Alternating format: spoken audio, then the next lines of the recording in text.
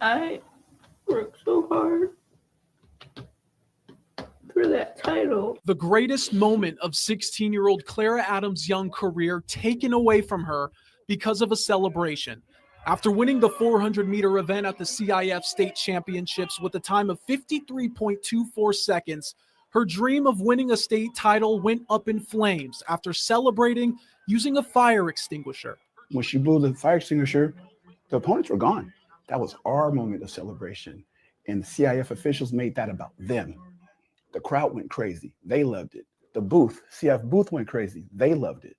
But those few guys in those jackets, they took offense to it, didn't like it, and they made a decision based on emotions. The North Salinas High sophomore grabbed a fire extinguisher from her father and coach and extinguished off her spikes. The CIF deemed her celebration unsportsmanlike, stripping her of her title. It's a celebration made famous by American sprint icon Maurice Green, who enjoyed her paying homage to him and thinks she should get her state title back. When I heard, like, because it happened and then people just started calling me, oh, this girl who just won the 400 redid your celebration. I was like, huh, what? If it was away from everyone and not really interfering with anybody, I would say reinstate her. One clear infraction was Clara's father hopping the railing onto the track after the race, but says he only did that because of how CIF officials were treating his daughter. There's a CIF rule saying you can't come over the wall, you can't be on the infield, which is a rule respected. But at this point, I explained before about being a coach and a father wearing the different hats. I saw an official grab my daughter by the arm. They were yelling in her face. When he grabbed her by the arm, I went over the wall at that point. I'm father now. I'm not coach anymore. I'm over the wall. Now, the true fastest 400-meter runner in the state is back home without a medal. And even if the CIF is to reinstate her as the champion, she never got that moment of being crowned a champion. Even if everything goes in my favor, in regards to like getting my title back, I'll still never get that moment back, like standing on the podium as a sophomore. I'll never get that back because they took it from me. Clara was also disqualified from competing in the 200-meter race because of that celebration. And we did some research, analyzed 20 years of state championships, found 0 other times where someone was disqualified and stripped of a title for unsportsmanlike conduct. We reached out to the CIF, haven't heard anything back. We also put up a poll on our Instagram, Dan, asking our viewers if they believe she should have been banned for this or not. Over 1,000 votes and counting, 87% of people saying she shouldn't have been banned for this. And the support from the community has been overwhelming so far. And she's an immense talent, and she's only a sophomore. Yeah, she's going to come back stronger and better than ever. They better watch out for Clara Adams. You bet. All right. Thank you very much, Jay. I ain't never really want to flex my gifts, but I think it's my time. Let me check my wrist. You can never dim my shine. I'ma keep on grinding until I reach the top. When it's just in my jeans and I ain't looking back, cause I'm feeling like Chris, bro. They can never slow me down, but they need to hate me. Now I'm feeling like Chris. Rock with the team, cause you know that we winning, we with it, we going, we flowing again. I might just go by a Benz, I might just blow my Benz. Whoa, I did it all for the feeling. Alive, but I'm making a killing. I'm gonna break every ceiling, cause I need $1 million, but I don't need your money. You can pay me in respect, cause once I do it. Salute, ladies and gentlemen. Welcome to Simple Shit TV. I'm your host, Alvin Holden, also known as Project 8020. And, yeah. Real quick, before we get going, salute to everybody in the chat. Salute to anybody that might catch this on replay. This kind of popped into my feed recently, this thing that happened with this young lady. And it turns out that there was this young lady, sprayed off her feet after a championship win in the 400. She did a replay of Maurice Green's fire extinguisher on her feet. Now, I have to admit, they went above and beyond to punish this young lady. But at the same time, there were rules broken.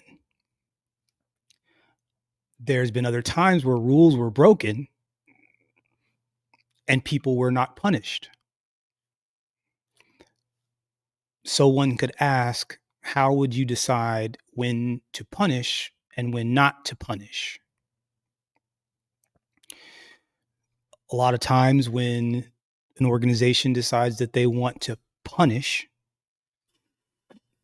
the people that they decide that they want to punish tend to all mostly look the same. And I'll leave that there. I'm a little bit torn on this one. I'm a little bit torn.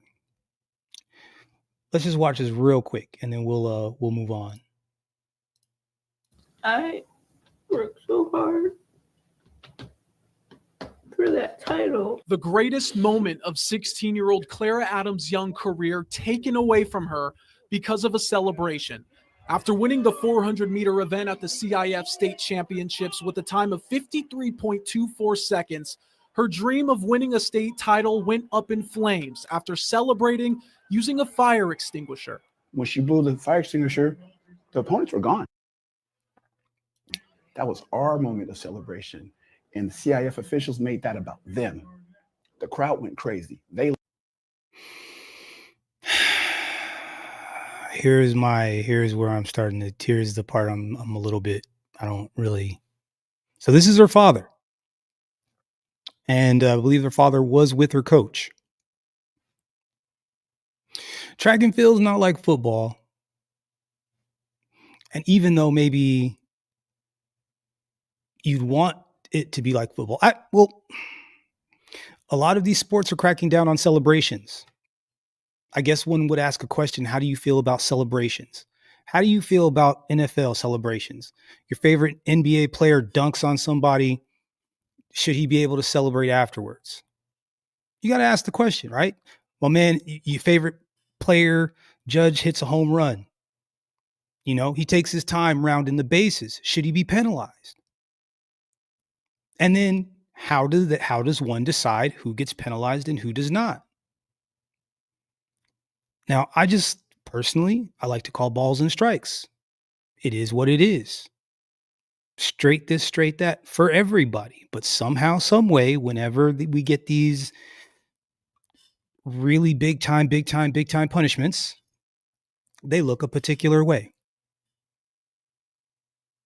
Now, as a father, helping your child break the rules or fudge the rules, some of that responsibility gets put on you. He handed a fire extinguisher to his daughter. That's not exactly something you can and should do at a high school track meet. It's against the rules. I mean, you can hand them things, but props for a celebration. Anyways, let's let him continue. Loved it. The CF booth went crazy. They loved it. But those few guys in those jackets, they took offense to it, didn't like it, and they made a decision based on emotions. The North Salinas High sophomore grabbed a fire extinguisher from her father and coach and extinguished off her spikes. Oh, I don't know if he is the father and the coach, or there was the father and the coach. Maybe he is both. In which case, I don't know if you guys know much about track and field, but the coaches can't be on the field. They can't be on the track. They have to be there's a little box for them. There's a little area, or they could be right at the edge, but they can't be down on the field. And I'm not sure that the coaches and the officials would like you handing them things, but let's continue. The CIF deemed her celebration unsportsmanlike, stripping her of her title. It's a celebration made famous by American sprint icon Maurice Green, who enjoyed her paying homage to him and thinks she should get her state title back. When I heard, like, because it happened and then people just started calling me, oh, this girl who just won the 400 redid your celebration. I was like, huh, what? If it was away from everyone and not really interfering with anybody, I would say reinstate her. One clear and it was at the pits of like the long jump or triple jump. So there was people around. fraction was Clara's father. It was better than spraying it on the track, in my honest opinion.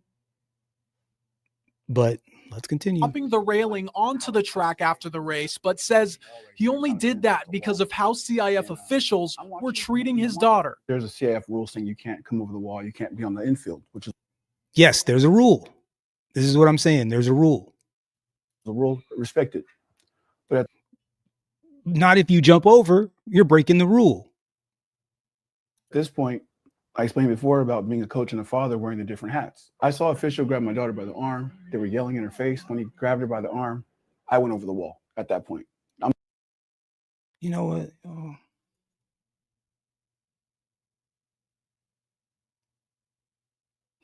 The arm, Yeah. they were yelling in her face. When he grabbed her by the arm, I went over the wall at that point.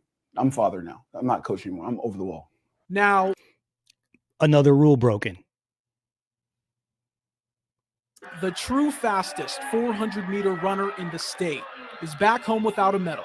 And even if the CIF is to reinstate her as the champion, she never got that moment of being crowned a champion. Even if everything goes in my favor, in regards to like getting my title back, I don't know how I feel about this one. I don't know how I feel with this one. The problem is she broke the rules. That's the number one rule. She broke the rules. The thing is that other people have broken rules before, they just never got penalized. And that's the issue. Anyways, salute to this young lady. Look, guys, we're going to get right into the nitty gritty. Broken Blade is having some technical difficulties, so he may or may not pop in. We're going to talk about AI real quick. Shout out to the All In podcast. I don't know if you guys peeped the All In podcast. David Sachs, Chamath, I forget his last name, how to say his last name.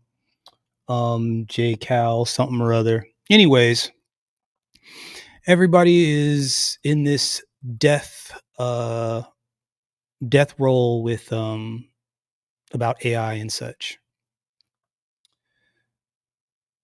I have my own concerns, but before I start to judge, I'd like to hear what people are saying. If I'm not mistaken, David Sachs is the AI czar, so he's the most informed, and he's probably going to give us at least what the Trump administration wants us to hear as far as AI is concerned. This is his platform. And so I figure if we were going to get some AI information, at least from our own government, this is probably straight from the horse's mouth. Now, whether this horse is lying to us or not, we'll be able to judge, but we'll at least get a chance to hear what they have to say. Let's get it popping. Fair use. Just because it seems like there is. Oh, hold on. Let me slow this down for us here. And let's rock. More at work than just a couple of technologists with, I think we'd all agree, there are legitimate concerns about job destruction or job and employment displacement that could occur with AI. We all agree on that. We're seeing robo-taxis start to hit the streets. And I don't think anybody believes that being a cab driver is going to exist as a job 10 years from now. So there seems to be something here about AI doomerism, but it's being taken to a different level by a group of people, maybe with a different agenda. Yeah. Well, first of all, let's just acknowledge that there are concerns and risks associated with AI. It is a profound and transformative technology. And there are legitimate concerns about where it might lead. I mean, the future is unknown, and that can be kind of scary. Now, that being said, I think that when somebody makes a pronouncement that says something like 50% of white-collar jobs are going to be lost within 2 years, that's a level of specificity that I think is just unknowable and is more associated with an attempt to grab headlines. And to be frank, if you go back and look at Anthropic's announcement or Dario's announcement, there is a pattern of trying to grab headlines by making the most sensationalist version of what could be a legitimate concern. If you go back 3 years ago, they created this concern that AI models could be used to create bioweapons, and they showed what was supposedly a sample, I think, of Claude generating an output that could be used by a bioterrorist or something like that. They can absolutely do those things. They absolutely can. And I believe they already are. That. And on the basis of that, it actually got a lot of play. And in the UK, Rishi Sunak got very interested in this cause, and that led to the first AI safety summit at Bletchley Park. So that sort of concern really drove some of the initial AI safety concerns. But it turns out that that particular output was discredited. It wasn't true. I'm not saying that AI couldn't be used or misused to maybe create a bioweapon one day, but it was not an imminent threat in the way that it was portrayed. There have been So it didn't really happen. It just could have happened, but it didn't happen, allegedly. other examples of this. Obviously people are concerned about, could the AI develop into superintelligence that grows beyond our control? Could it lead to widespread job loss? I mean, these are legitimate things to worry about, but I think these concerns are being hyped up to a level that there's simply no evidence for. And the question is why? And I think that there is an agenda here that people should be concerned about. So I agree. I think that the people that are making the most noise about this AI situation stand to either benefit, they're either trying to stall things out or trying to find some other way to benefit, if I had to guess. So let's start with maybe Freeberg. Things that we all agree on here. There are millions of people who drive trucks and Ubers and Lyfts and DoorDashes. You would, I think, agree the majority of that work in but 5 to 10 years, just to put a number on it, will be done by self-driving robots, cars, etc. Trucks. Okay, hold on a second. Let's go back to what he said a second ago. On here, there are millions of people who drive trucks and Ubers and Lyfts and DoorDash. Ubers and Lyfts. Okay, got you. So all of the service stuff. Okay. There's been while I've been doing a little bit of itty bitty teeny weeny research about this, and listening to these guys speak, there tends to be a disconnection between the type of work that people do, people want to do, and then the work that people have to do. And I think they keep talking about these jobs as if people are going to go from an Uber to an office job because of AI, like that's a possibility. And I don't really see that, but maybe I'm off. Dashes. You would, I think, agree the majority of that work in but 5 to 10 years, just to put a number on it, will be done by self-driving robots, cars, etc. Trucks. Yeah, Dave? I think that might be the wrong way to look at it, or I wouldn't look at it that way. And maybe I'll just frame it a different way. Please. If I'm deploying capital, let's say I'm a CEO of a company and I can now have software that's written by AI, does that mean that I'm going to fire 80% of my software engineers? Basically, it means one software engineer can output, call it 20, 50 times as much software as they previously could by using that software generation tool. So the return on the invested capital, the money I'm spending to pay the salary of that software engineer, is now much, much higher. I'm getting much more out of that person because of the unlocking of the productivity because of the AI tool. So you're talking about productivity of an engineer. How many engineers are there, though? There's not that many engineers. In fact, the largest sector in the economy, or the largest sector is services. People doing stuff. If I'm not mistaken, let me check my earlier search.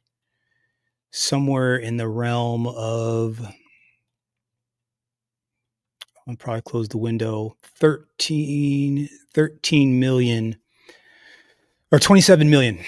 27 million Americans are in services.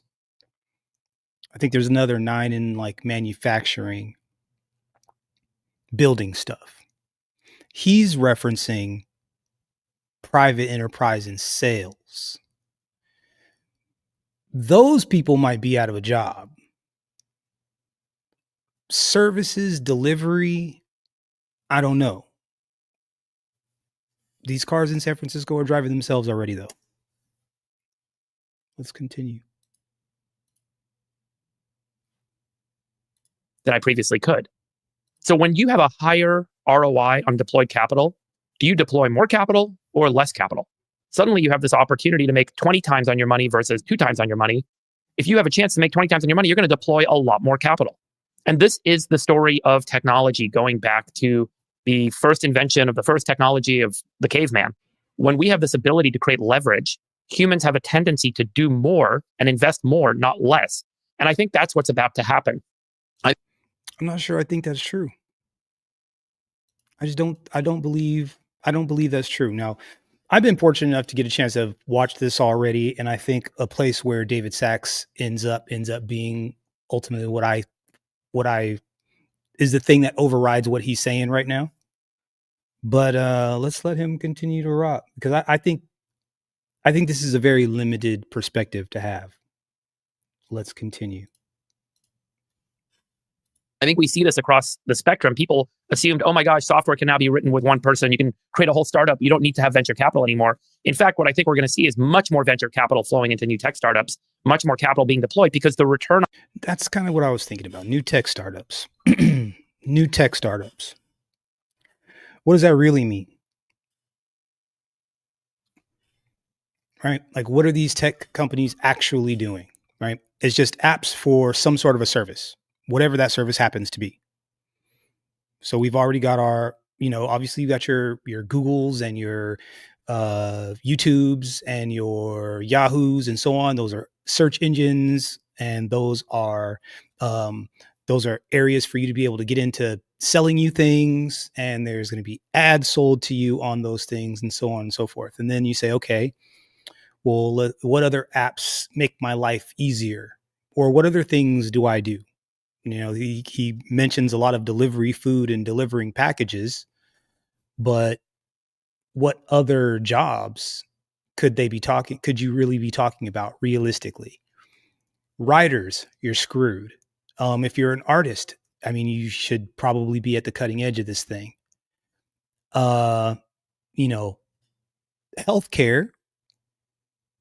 Healthcare, at the end of the day, most likely you will need a human being doing some hand-to-hand combat. Those people are probably a little bit more safe. Salute to No News. What's going on? Yo, if I'm not talking about smut, then people don't want to hear it. Salute to you, bro. Let's let these guys rock a little more. On the invested capital is so much higher because of AI. So generally speaking, I think that the premise that AI destroys jobs is wrong, because it doesn't take into account the significantly higher return on invested capital, which means more capital is going to be deployed, which means actually far more jobs are going to be created, far more work is going to get done. And so I think that the counterbalancing effect is really hard to see without taking that zoomed out perspective. To respond to Sachs's point, I do think anytime you see a major change socially, societally, there's a vacuum. How's the system going to operate in the future? And anytime there's a vacuum in the system, a bunch of people will rush in and say, I know how to fill that vacuum. I know what to do because I am smarter, more educated, more experienced, more knowledgeable, more moral. I have some superiority over everyone else. And therefore, I should be in a position to define how the new system should operate. And so there's a natural kind of power vacuum that emerges anytime there's a major transition like this. And there will be a scrambling and a fighting and a whole bunch of different representation. Typically, fear is a great way of getting into power. It's an interesting point. He's soft shoeing around the obvious part of it, because typically what he's dancing around is that on some level there will be some exploitation happening. The question becomes, are you going to be on this side of the exploitation, or are you going to be on the other side of the exploitation? But he just doesn't want to come right out and say it. That is my impression. And people are going. And also, shout out to No News. He said, I'm glad I switched from being a graphic designer to an electrician. You got to wire it. At the end of the day, somebody's got to do the wiring. Somebody's got to put the thing in the thing. They got to build the thing. I think you're better off trying to build the thing than, people better figure out how to make AI work for them. Man. And here's the thing about it, No News. Because what it's doing is, as of right now, AI is a glorified search engine now that still has pre-programmed responses, pre-programmed thought processes, and still is limited to the amount of data that you give it. So, for example, AI, if you can say, hey, if you could ask AI a question about you and say it doesn't know you from a can of paint, all it can do is just look at you, look at your physical attributes and make judgments on that. And if you say, hey, do you like fish or whatever, AI wouldn't have any kind of idea. However, if you plug AI into your email and into your phone and into your TV, smart TV that you have in your house, and and Siri and whatever device you might have in your bedroom, and it's listening to you take showers, and it's listening to your conversations, and it knows what time you go to work, and it knows what you do on the weekends. And then you ask that same AI bot about that very same question about what you like to eat, and it'll have a much better idea as to what it is that you might want to eat. However much information you give it, it's going to be able to dictate. And I think that area is a lot more insidious than we want to admit also, or at least they want to admit. I think that these cameras and microphones are working a lot more often than they want to admit. And I believe that they are giving these AI bots a lot more information than you would be comfortable with. If I had to guess, let's continue. We're going to try and create new control systems because of the transition that's underway. Okay, You're going to see this around the world. Yeah, I mean, so Chamath, it's pretty clear. I just wanted to get to this point here, Chamath. Freeberg didn't answer this question specifically, so I'm going to give it to you again. You would agree jobs like driving things are going to go away. If we had to pick a number, somewhere between 5 and 10 years, the majority of those would go away. He's positioning, hey, a lot more jobs will be created because there'll be all these extra venture capital and opportunities, et cetera. But job displacement will be very real. And we're seeing, I think, job displacement now. You had a tweet recently, you were talking about entry-level jobs and how that seems to be going away in the white-collar space. So where do you land on job displacement? Freeberg's already kind of given the big picture here, but let's step back to, for people who are listening, who have relatives who drive Uber or a truck, or are graduating from college and want to go work at the Magnificent Seven or in tech, and they're not hiring. And we know the reason they're not hiring, because they're leaning into AI. So let's talk about the job displacement in the medium term. I'm going to ignore your question. And Great. I'm going to answer. Why should you be any different than the other malcontents on this podcast? There's two people not wanting to answer the question about job displacement. Interesting trend. No, we'll go back to that. Let me start by just saying that it seems that these safety warnings tend to be pretty coincidental with key fundraising moments in Anthropic's journey. So let's just start with that. And if you put that into an LLM and try to figure out if what I just said is true, it's interesting, but you find it's relatively accurate. I think that there is a very smart business strategy here. And I've said a version of this about the other companies at the foundational model layer that aren't Meta and Google, because Meta and Google, frankly, sit on these money gushers where they just generate so much capital that they can fund these things to infinity. But if you're not them, so if you're OpenAI, or if you're Anthropic, you have to find an angle. And I think the angles are slightly different for both, but I think what this suggests is that there's a pattern that exists. And I think that explains some of the framing of what we see in the press, Jason. If anybody catches this on a replay, that's an important thing that he just said. You have to find an angle. That is important. If you take nothing from anything that is said on this broadcast or what these guys are talking about, you have to find an angle. And why we get these exaggerated claims.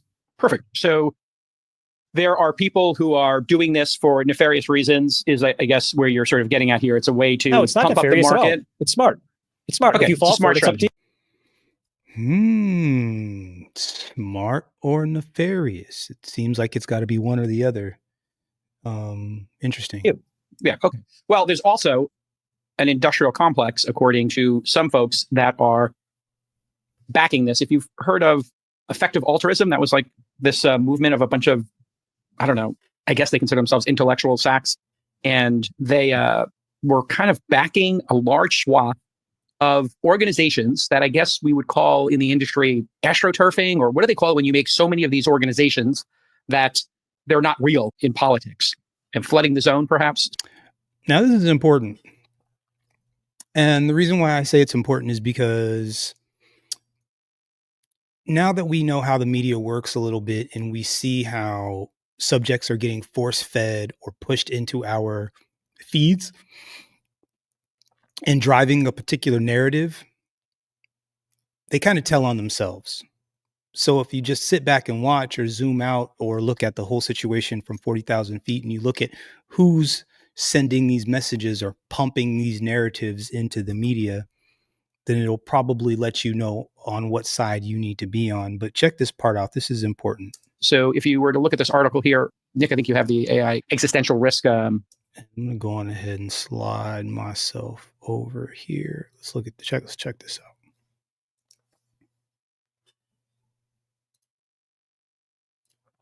Industrial complex graphic there. It seems like a group of people, according to this article, have backed to the tune of 1.6 billion, a large number of organizations to scare the bejesus out of everybody and make 1.6 graphic there. It seems like a group of people, according to this article, have backed to the tune of 1.6 billion. 1.6 billion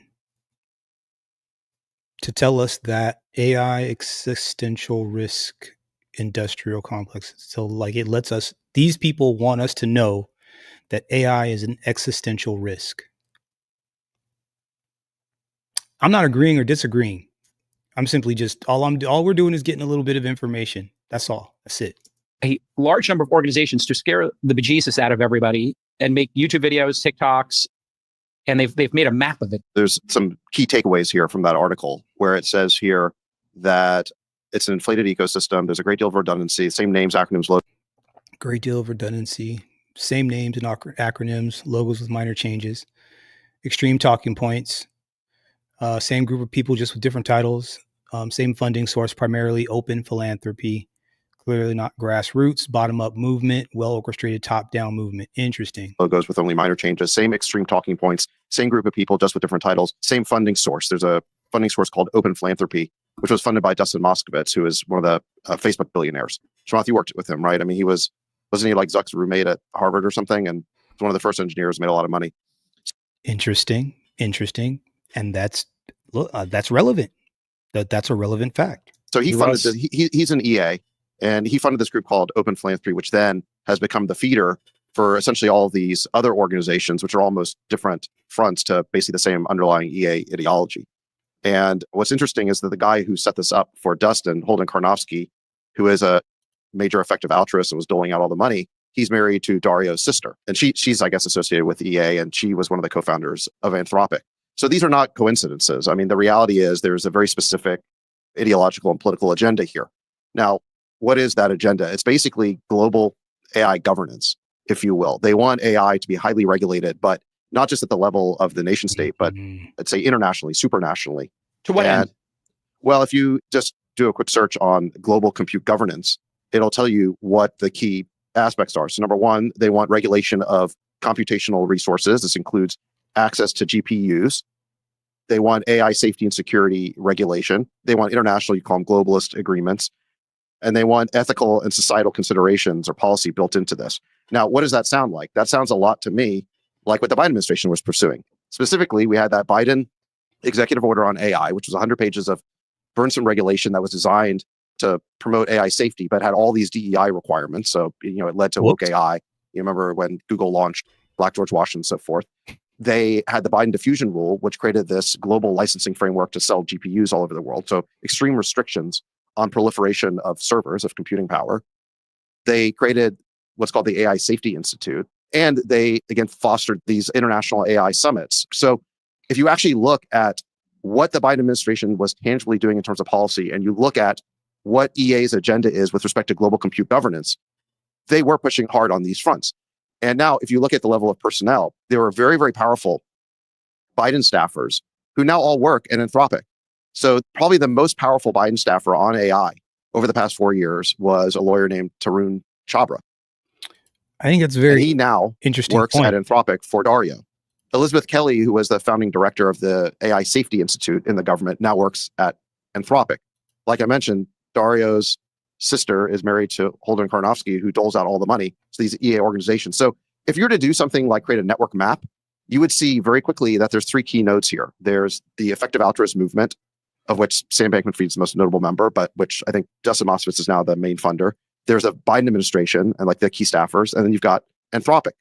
And it's a very tightly wound network. Now, why does this Well, matter? because also the goals, I think, is yes. Well, the goal, like I said, is global compute governance. It's basically establishing national and then international regulations of AI. Now, but they would claim. Let's just pause here for a minute. They would claim the reason they're doing it, and so we'll say if we believe this. And this is important, right? Because like these people are masters of saying two things at the same time, or saying one thing but meaning another, but leaving plausible deniability for that other thing. Let's continue. Or not, but they are concerned about job destruction in the short term. They're also concerned, as science fiction as it is, job destruction so they want you to keep your crappy job because they're not doing anything to make better jobs. They just want things to stay the way that they are. Okay. That the AI, when we get to like a sort of generalized superintelligence, is going to kill humanity. That this is a non-zero chance. Elon has said this before. They've sort of taken it to almost like a certainty. Yes. We're going to have so many of these general intelligences. That they only believe that when they're raising money? And that's a very good that's a very good question, Chamath. Let's ask it again. Yes. We're going to have so many of these general intelligences. That they only believe that when they're raising money? Well, that's what I'm sort of getting at. Like, so I think they believe it all the time, but maybe the press releases are time for the fundraisers. But yet they're building. But let me answer really that. Great product, right? Yeah. Yeah. Look, I mean, it is a great product. Claude kicks ass. I'm more interested in the political dimension of this. I'm not bashing a specific product or company, but look, I think that there is some non-zero risk of AI growing into a superintelligence that's beyond our control. They have a name. How concerned?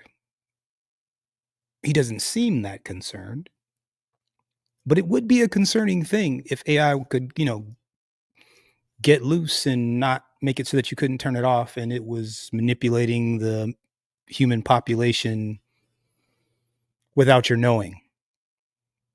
That's concerning to me, but before we get into all of that, or we let him go on that, he mentions us and kind of talks about China, and I think that this is a little bit more important.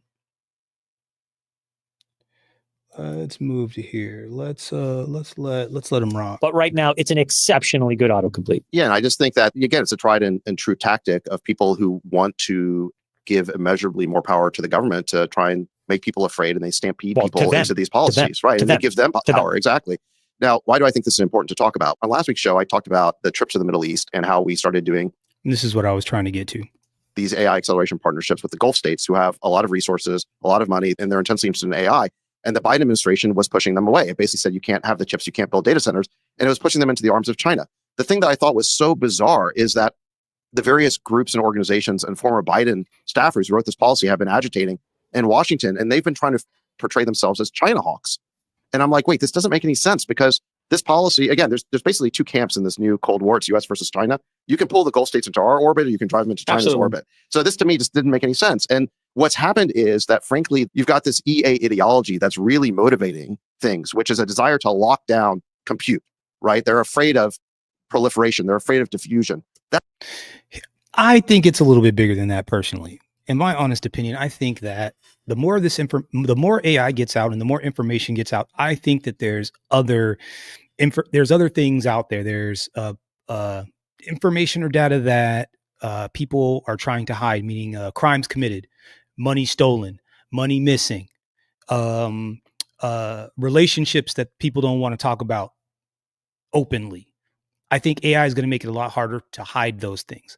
I think that AI is going to make it easier for people to do science and invent things and disrupt markets. And I think that's what they're fighting about. And I think that when people find out what these other people have been doing, these folks won't have power for too much longer. So what in my honest opinion, what I'm hypothesizing is that people realize that the toothpaste is out of the tube, and they can only get away with what they've been getting away with for a little bit longer before everything clamps down. So I think they're trying to clamp down the information ahead of time. Facts. Pre-crime? Absolutely.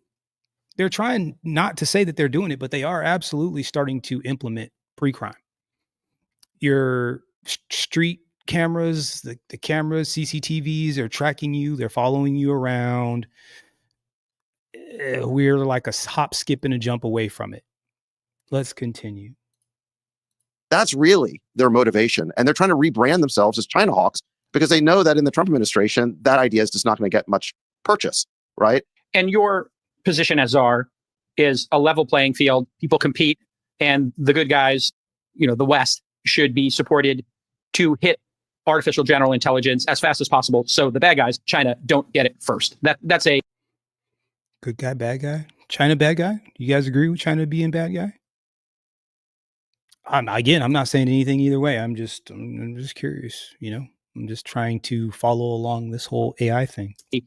Well, open competition. I don't know if I would frame it around agent.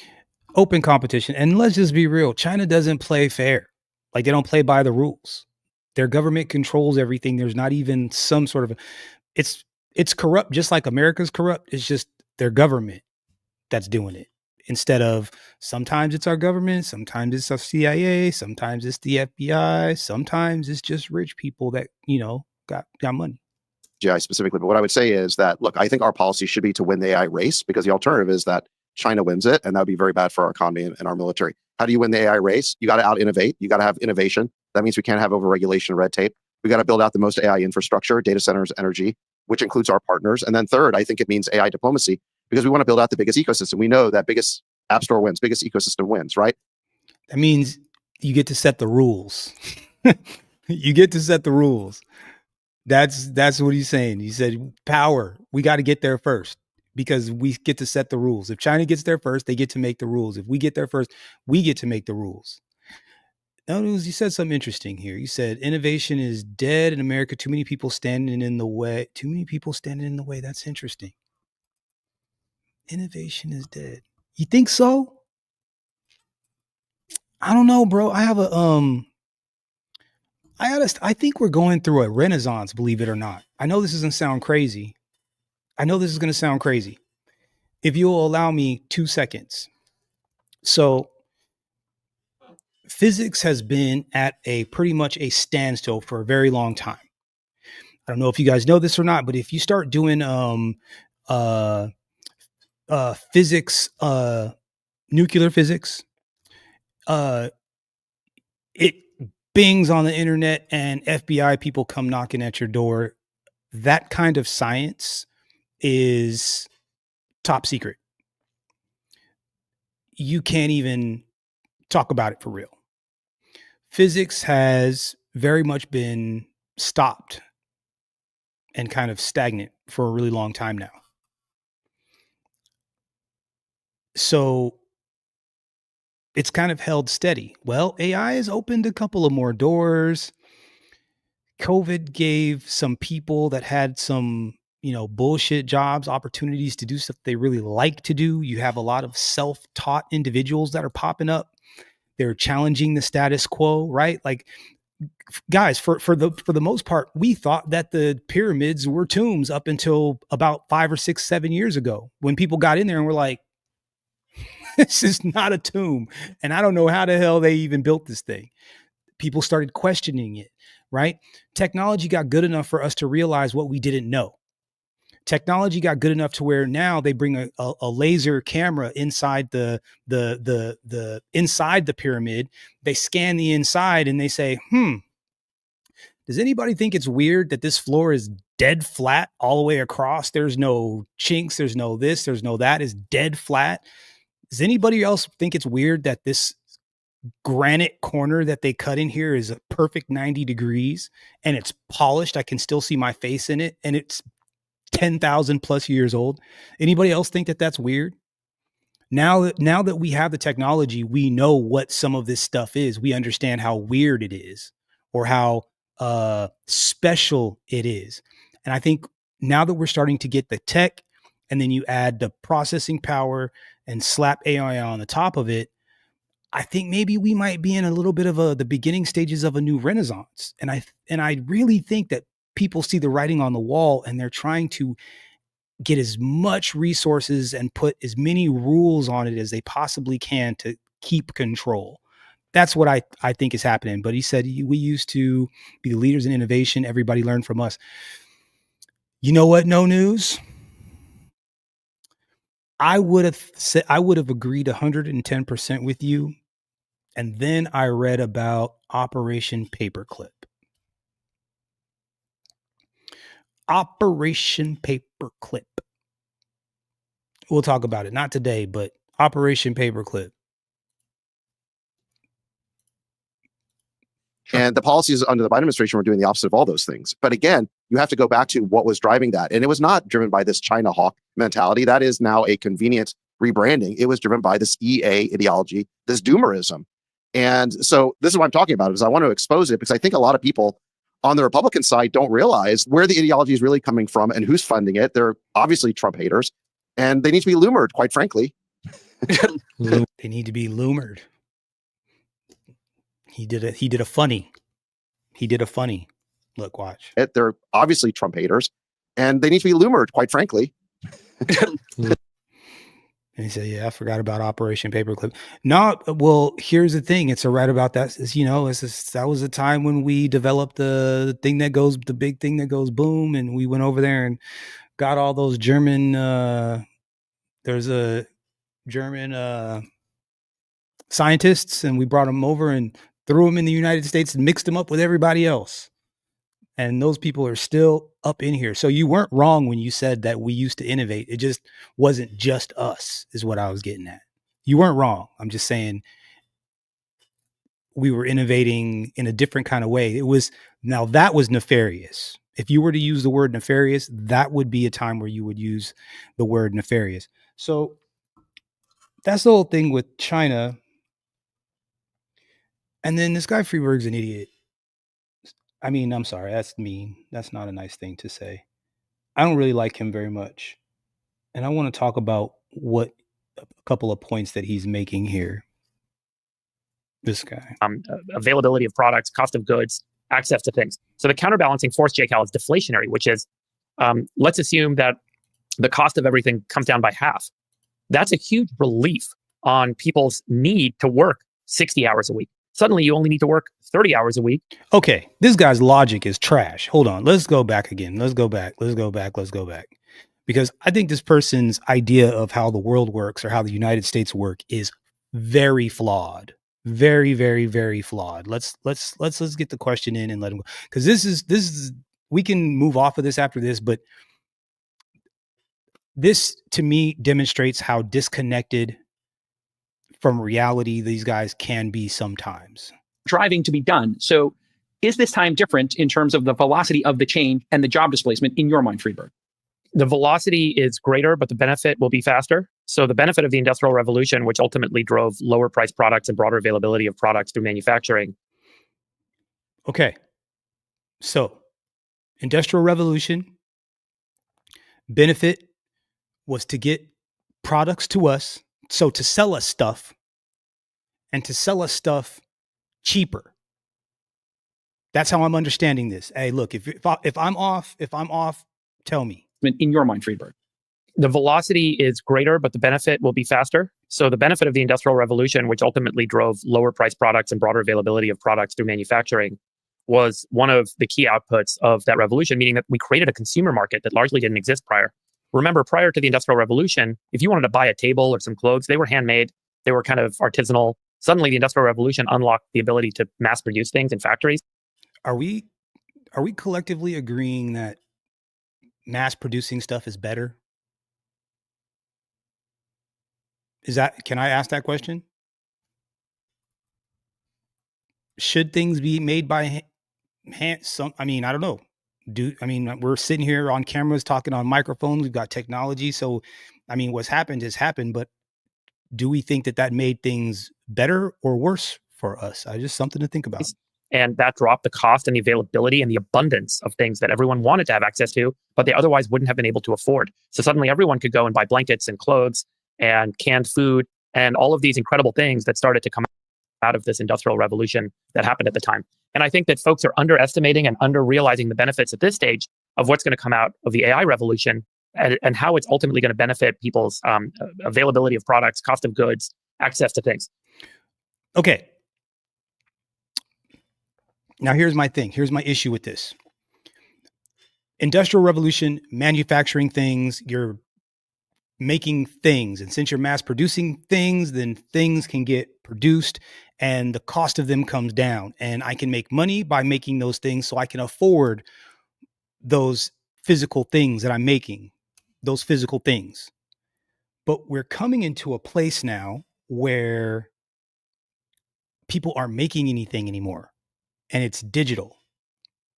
So are we making digital products and are we working to afford digital products?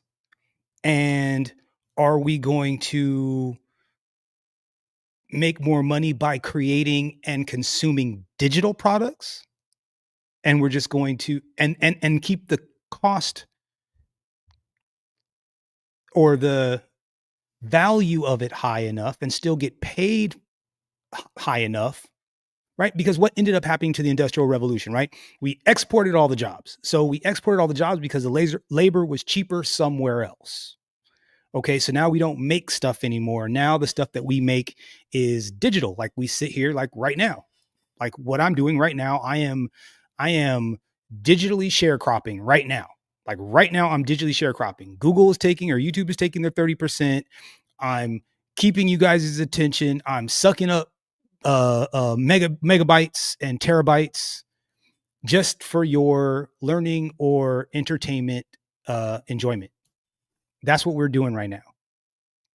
So is this it? The digital sharecropping? Is this what we're doing? Like, are people going to make it their life to do this kind of stuff, or to code, or to play video games, or to entertain? Is that what I'm looking at? Because that's I'm looking at this problem as like that's the next thing over the hill. He's describing it as something else. So the counterbalancing force, JCal, is deflationary, which is let's assume that the cost of everything comes down by half. That's a huge relief on people's need to work 60 hours a week. Hold on. First of all, he's about to spew some bullshit, so we're going to do it all at one time. But thank you so much for saying this. No mention of World War II contributions. Exactly. Because we had to get the war machine up. That was what pushed and drove innovation. I'm so glad you also said that. No news. Because think about this for a second. What's happening in the Middle East and over in Russia right now, in Europe right now? What's happening right now in Eastern Europe and in the Middle East? Some might say that it's the same plan. It's the same game plan. I think you could make that argument that it's not this, it's the same gameplay. It's the same damn thing, just a different time with a different name, but it's the same damn thing. Let's let this guy rock. It's deflationary, which is let's assume that the cost of everything comes down by half. That's a huge relief on people's need. Cost of what though? Cost of like my Adobe? They just raised the prices. Cost of what? Your upgrade on your Twitter? That went up. Cost of my other software, my YouTube Premium, that went up. Health insurance went up. Dental insurance went up. I'm not seeing how AI is going to make that stuff cheaper. I just don't see it. So I hear what he's saying, but they're still charging all of this money for this for services. Like all we're doing is we're playing on our devices and trading data back and forth. That's it. Let's go. To work 60 hours a week. Suddenly you only need to work 30 hours a week. Yo, Adobe's got one more month out of me, player. I'm already researching. It's about to get replaced. I got one more. I just can't take it. I just can't take it. I use the whole Creative Suite, and it's nice to have, but they're getting me. Let's go. And you can have the same lifestyle or perhaps even a better lifestyle than you have today. So the counter argument to your point, and I'll talk about the pace of change in specific jobs in a moment, but the counter argument to your point is that there's going to be this cost reduction and abundance that doesn't exist today. Give an example. Cost reduction and abundance.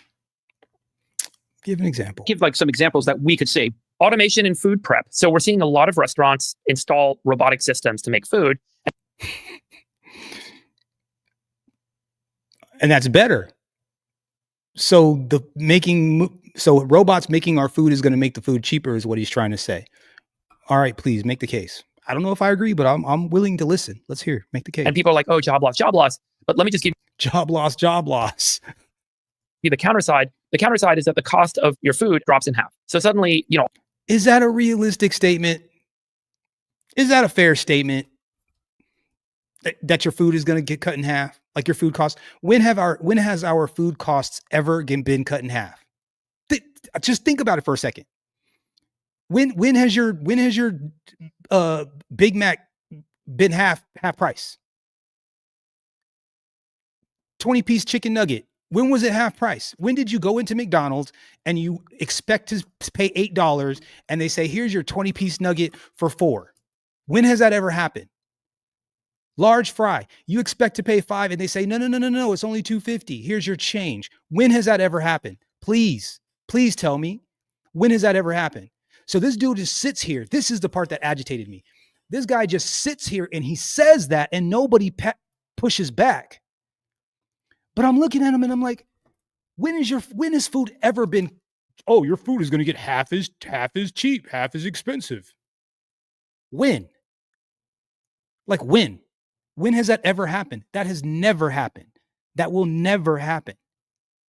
But he's sitting there with a straight face making an excuse like it's something. Now, I could have found a different example. I mean, I just think he needs a better example. That's just a terrible example, in my honest opinion. That to me means that you're making this argument in bad faith or you're ignorant. To me, like you're either lying or I don't know. All the labor cost that's built into making the stuff you want to pick up. Everyone. No News says we are so off robotics picking and planning food. Machines cost money. Yeah, right now. I mean, so here's what's got to happen, right? If a machine, CNC machines, if you put something in a CNC machine, you put the block down, what it does is it has feelers so it knows what something is in space.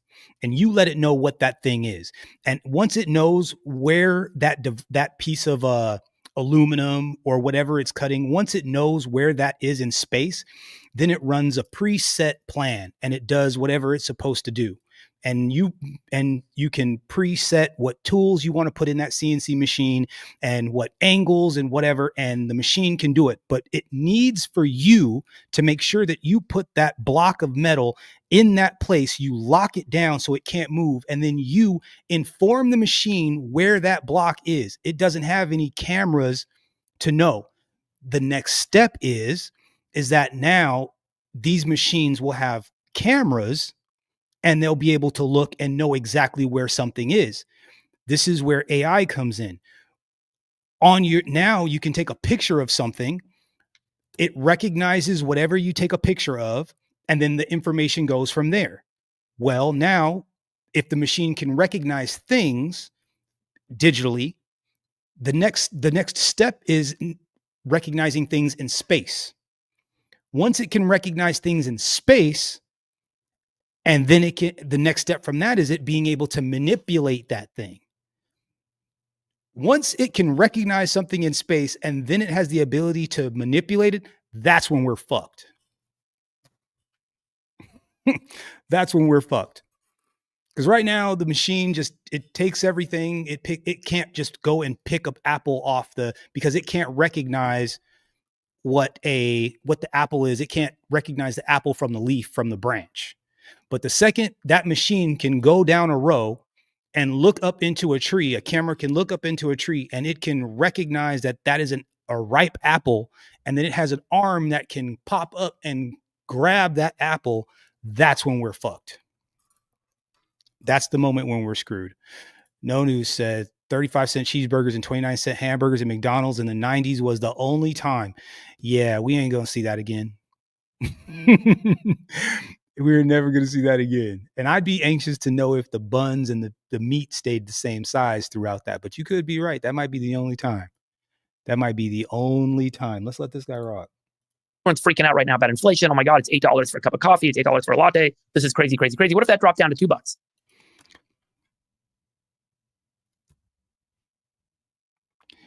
Do you guys believe that if Starbucks could figure out how to serve you your coffee without another person and not piss off society and not piss off any unions or whatever, and Starbucks could serve you that very same cup of coffee that you just paid $6 for, but since there's not a human being there anymore, do you think Starbucks would lower that price of that coffee to $2? Come on, man. Come on, bro. You're going to be like, man, this is pretty awesome with good service and good experience, and don't make it all dystopian. But suddenly there's going to be this like incredible reduction or deflationary effect in the cost of food. And that's bullshit. I'm kind of annoyed that nobody pushed back on him for this. We're already starting to see automation play its way in the food system to bring inflation down. And that's going to be very powerful for people. Shout out to Eatsa, Cloud Kitchens, and Cafe X. We all took swings at the bat at that exact concept, is that it could be done better, cheaper, faster. One of the amazing things of these vision action models that are now being employed is you can rapidly learn using vision systems and then deploy automation systems in those sorts of environments where you have a lot of kind of repetitive tasks that the system can be trained and installed in a matter of weeks. And historically, that would have been a whole startup that would have taken years to figure out how to get all these things together and custom program it, custom code it. So the flip side is like, they would not drop that would not lower the cost of food. Like when Uber hit, those people were not drivers. Think about the job. Now, this is some shenanigans also. This guy's kind of an asshole. Anyways, let's let him rock because custom program it, custom code it. So the flip side is like when Uber hit, those people were not drivers. Think about the jobs that all those people had prior to Uber coming to market. And then the reason they drove for Uber is they could make more money driving for Uber. No, they lost their job, man. They lost their job during COVID. They lost their job because there was the economy was bad. They lost their job. And the only thing they could do was drive the car that they had and give people rides and deliver food to make a living, to make ends meet. That's what it was. They didn't just decide, you know what, I could just make more money doing Uber. Like how detached from reality is this guy for real? Like for real. Like how detached for real? Let's let him rock. Now driving and the flexibility or DoorDash and the flexibility. So their lifestyle got these guys, they don't want to do that bullshit. Who wants to do Uber Eats? Who wants to do Uber Eats? You'd be like, oh, I could totally I'm killing it right now delivering Uber Eats. Cause that's exactly what I'd like to be doing right now with my life. I'm doing this job because I want to. This is a lucrative gig I got here. Got better. They had all of this more control in their life. Their incomes went up. And so there's a series interesting of things that you are correct won't make sense in the future from a kind of standard of work perspective. But the right way to think about it is opportunity gets created. New jobs emerge, new industry, new income, costs go down. And so I keep harping on this, that it's really hard today to be very prescriptive, to Sachs's point, about what exactly is around the corner. But it is an almost certainty that what is around the corner is more capital will be deployed. That means the economy grows. That means there's a faster deployment of growth of new jobs, new opportunities for people to make more money, to be happier in the work that they do. And the flip side being things are going to get cheaper. So okay. I just don't believe that. I just think that that's some bullshit. Especially the example that he used for food. Software will get cheaper, maybe. Maybe. Some of the things that AI is doing right now that you have to pay for services will probably become standard. So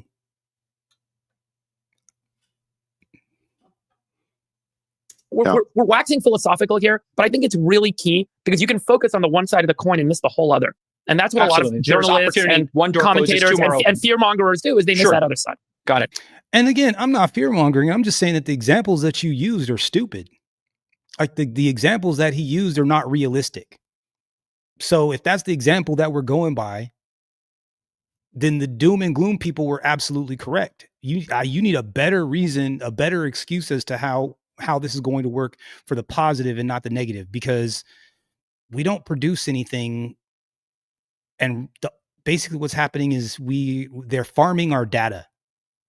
Like that's the business right now. Farming your data, getting you to buy stuff.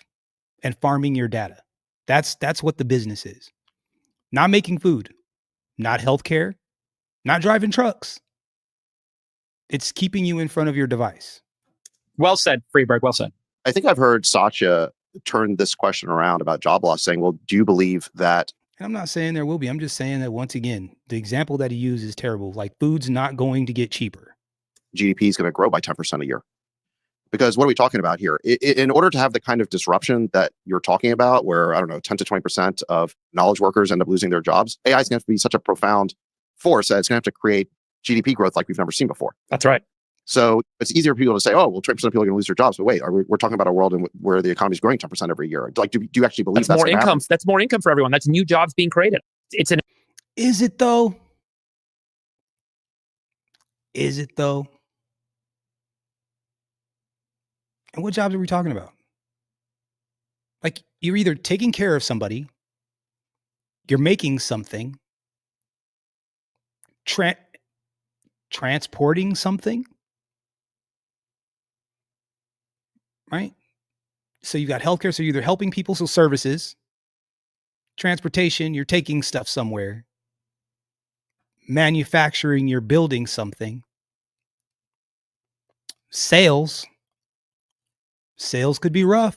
People aren't doing much face-to-face sales anymore. Everybody's buying their stuff online. Very few salespeople. Those jobs are you're probably screwed.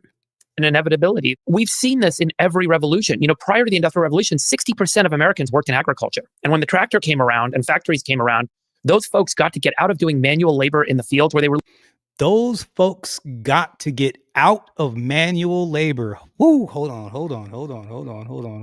We've seen this in every revolution. Prior to the Industrial Revolution, 60% of Americans worked in agriculture. And when the tractor came around and factories came around, those folks got to get out of doing manual labor in the fields where they were literally, tilling the fields by hand. And they got to go work in a factory where they didn't have to do manual labor to move things. Yeah, they did things in the factory. I don't think this person knows how manufacturing and farming work, but I digress. With their hands. But it wasn't about grunt work in the field all day in the sun. And it became a better standard of living. It became new jobs. And today it became a 5-day work week. It went from a 7-day, and it's from 7-day work week to 5. 100 hours. Okay. So explain to me. Y'all just think about this for a second. So he said all of these people that used to be in the fields, they went into the factories, and they worked in the factories, and they had a better life.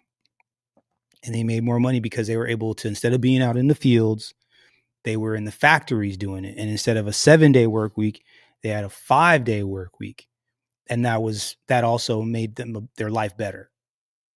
So then what he's trying to say, or he's alluding to, is that a similar situation is going to happen from this time.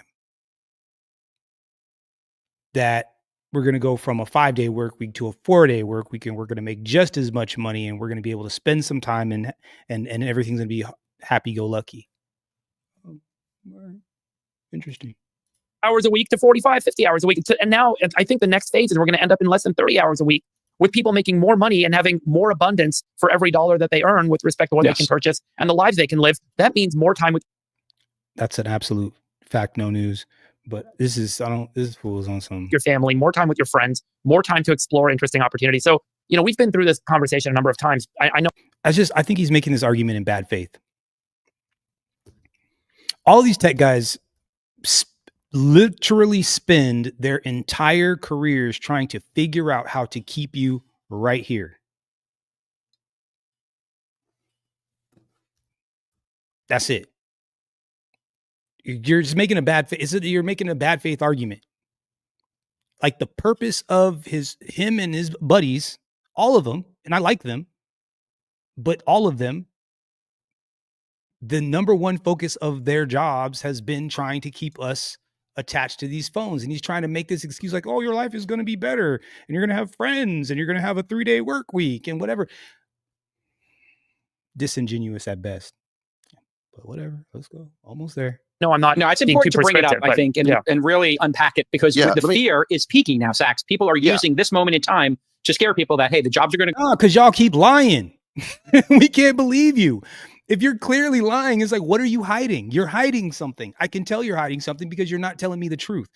My radar is going off. I hear like you're trying to make excuses for what you're about to do later on that I don't know about. That's what I'm getting right now. Go away and they won't come back. But what we're seeing on the ground, Sachs, is I'm seeing many more startups getting created and able to accomplish more tasks and hit a higher revenue per employee than they did in the last 2 cycles. So it used to be, you try to get to $250,000 in revenue per employee, then 500. Now we're regularly seeing startups hit $1 million in revenue per employee, something that was rarefied air previously, which then speaks to your point, Freeberg, that there'll be more abundance. What he's describing is a unicorn. Those are apps and some of these tech companies and apps that do 20x, 30x, 40x, 50x, which would be unheard of in the Industrial Revolution days when all you were expected to make was 10 or 15% profit instead of 20x, 30x, 40x, 50x is what he's saying. But those are unicorns, and they're called unicorns for a reason because they don't happen that often. So what happens is a whole bunch of people have these AI startups. In fact, one was in the news just a second ago. Somebody ran off with like $15 million or $150 million or something like that. Because you slap AI on any new company and then all of a sudden you can find some funding and these people take the money and they run. That's literally what's happening right now. What he's describing is happening as we speak. Abundance. There'll be more capital generated, more capital deployed. Because more capital deployed for more opportunities, but you're going to need to be more resilient, I think. Yeah. I think it's but you're going to need to be more resilient. Well, if there's so much more of everything, why do you need to be resilient? Why do you need to be more? Why do you need more resilient? Yeah, facts. What are we talking about?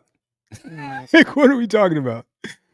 What are we talking about? I mean, this is just a really disingenuous conversation, and this is why we don't believe him. I see IBM is in a hiring freeze.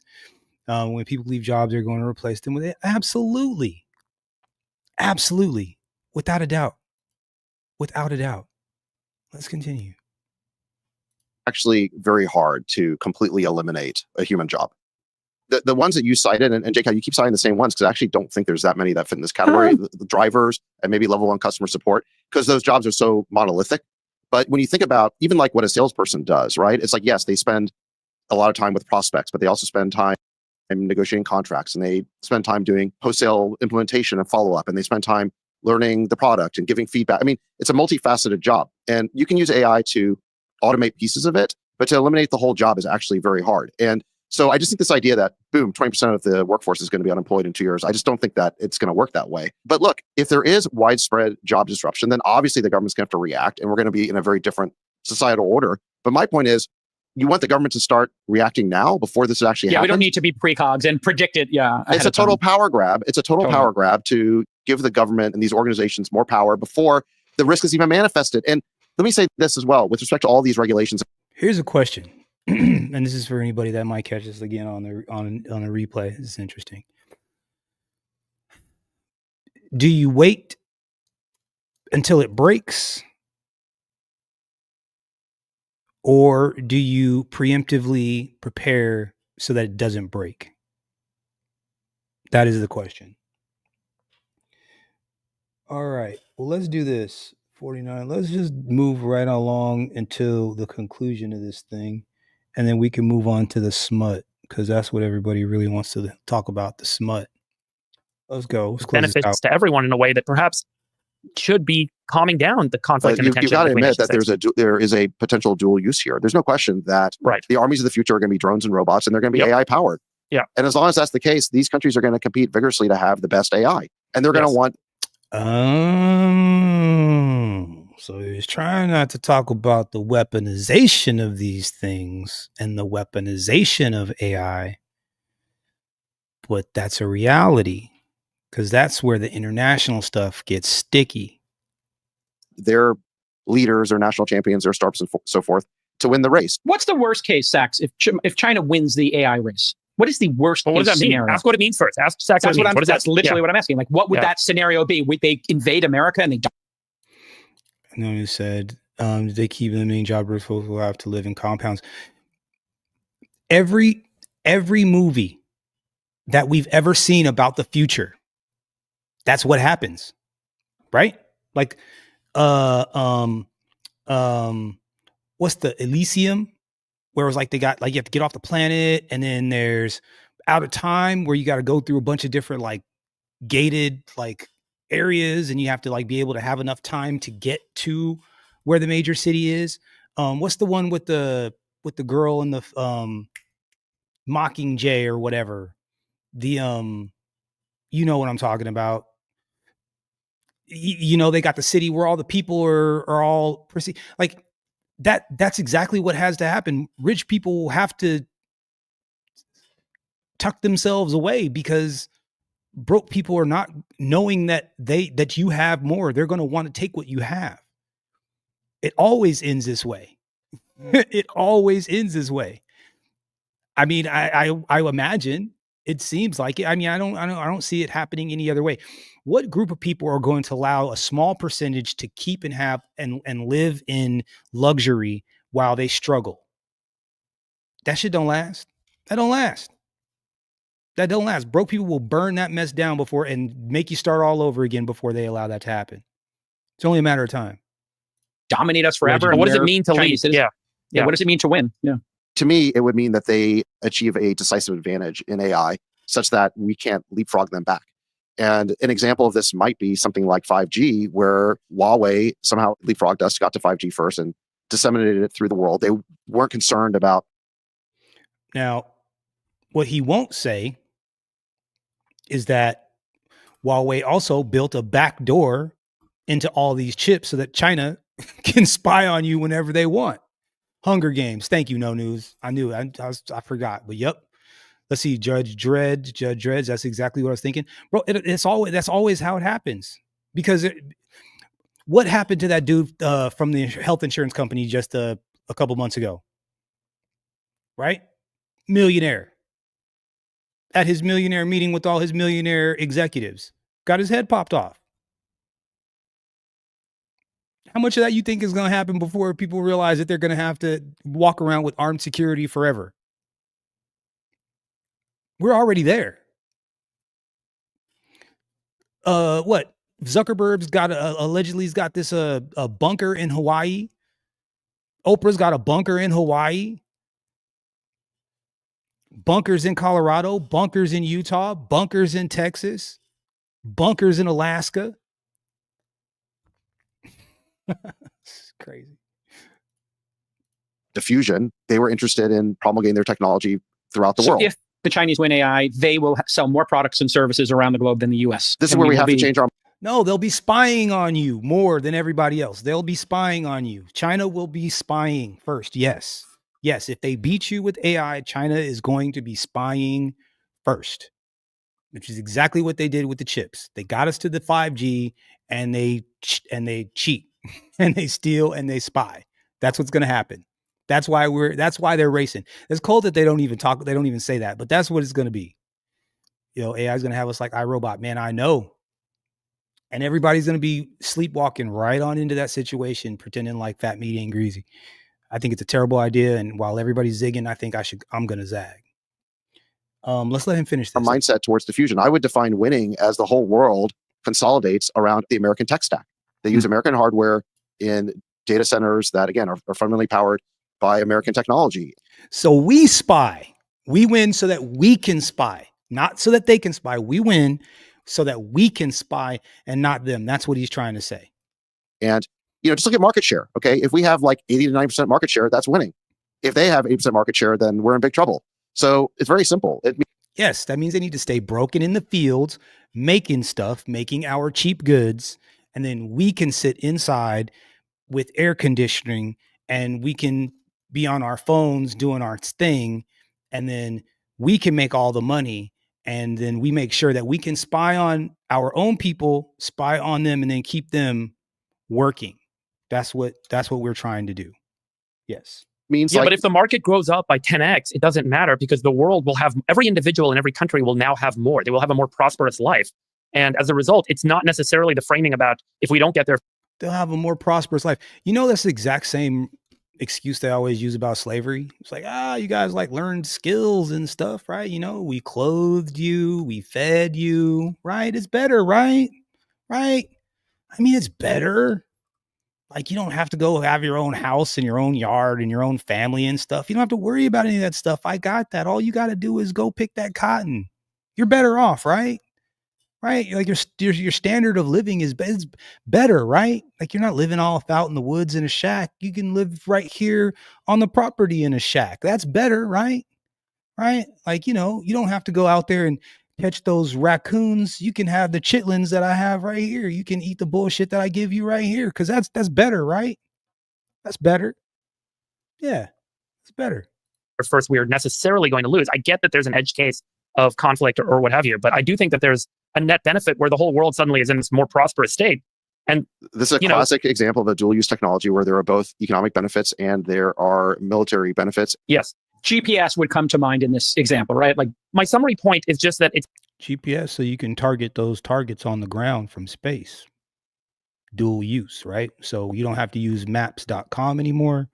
You can use the GPS on your phone and get to where you need to go. And we can put those Tomahawk missiles right in the front door of our enemies. See? Dual use. Dual use. It's not all about a losing game with respect to this quote race with other nation states. But at the end of the day, yes, there is risk. But I do think that if the pace of improvement stays on track like it is right now, holy shit, I think we're in a pretty good place. That's just my point. Okay, some positivity. Okay. Look, I hope that the AI race stays entirely positive and it's a healthy competition between nations, and the competition spurs them on to develop more prosperity for their citizens. But as we talked about at the AI summit, there's two ways of looking at the world. There's kind of the economist way that Jeffrey Sachs was talking about, and then there's the balance of power way, a realist way, which Mearsheimer was talking about. And when economic prosperity and survival or balance of power come into conflict, it's the realist view of the world that it's the balance of power that gets privileged. And I just think that's the way that governments. Oh, whoa. You hear what he just said? Oh my God, you hear what he just said? Oh, sometimes they say the quiet part out loud. Say the part quiet out loud. Listen. Balance of power way, a realist way, which the realist way was talking about. And when economic prosperity and survival or balance. Economic prosperity and survival. Economic prosperity and survival. Survival is like, right? You're surviving. Like that's the end. Like that's like the most important thing. Your survival, right? Okay. Balance of power come into conflict. And balance of power come into conflict. So your survival, balance of power. Wow. It's the realist view of the world that it's the balance of power that gets privileged. It's the balance of power that gets privileged. Huh. That is a profound statement there, Mr. Sachs. Say it again. Balance of power come into conflict. It's the realist view of the world that it's the balance of power that gets privileged. It's the balance of power that gets privileged. That was a profound thing for him to say. Let him say it one more time. Jeffrey Sachs was talking about. And then there's the balance of power way, a realist way, which Mearsheimer was talking about. Realist. And when economic prosperity and survival or balance of power come into conflict. Whew. It's the realist view of the world that it's the balance of power that gets privileged. And that's crazy. And I just think that's the way that governments operate, is that prosperity is incredibly important. We want economic success, but power is ultimately privileged over that. And this is why we're going to compete vigorously in high tech. That's why there is going to be an AI race. Yeah. Okay, perfect segue. And there it is, ladies and gentlemen. If you had any question as to what it really is all about, he summed it up. He summed it up right there at the end. At the end of the day, prosperity don't mean nothing. It's all about power. It's power. Prosperity be damned. It's about power. Because if you have the power, then you can call the shots. That's crazy. Anyways, man. So check this out.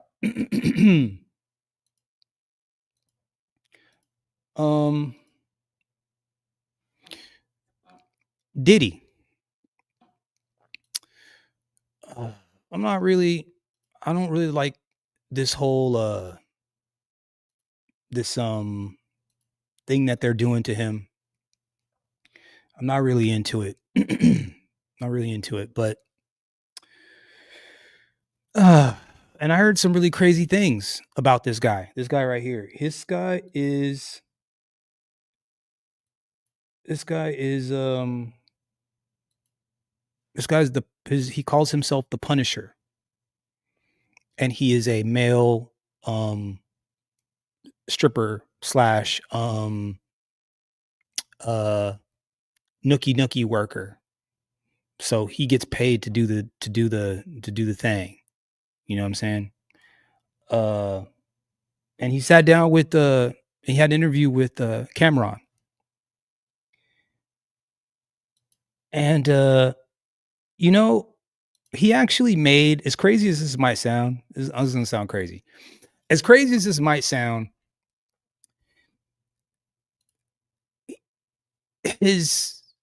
what he actually did with Diddy, or didn't really do anything with Diddy, but what he did with him and Diddy and Cassie is weird and it's gross,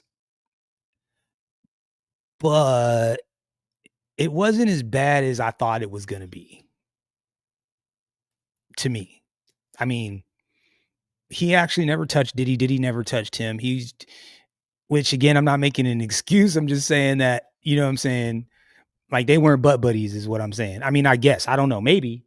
I mean, maybe. I don't know. You judge. Maybe you could tell. You guys let me know whether let's listen to this guy and you guys tell me whether you think he's being truthful or not. Let's get to this part right here. Bam. Address and the time to show up. And I'm thinking I'm showing up to do a party, just a regular little striptease. So he said Cassie called him and set up the whole thing. They used the fake name. So he didn't know that who it was that he was going to be, you know, meeting up with or seeing. So he just thinks that he's going to do a strip tease for a couple. Now let's forget about how weird that all sounds and so on, and just let that go. He's for a birthday girl. But like, that's a great answer. How do they find you? Like, is it ads, internet? Like, how do they even track somebody like you down? Oh yeah, yo, all my marketing and stuff in my business is like SEO, so Google searches. So if you go online in the New York City area and you put in male strippers for hire or whatever, my website's gonna come up.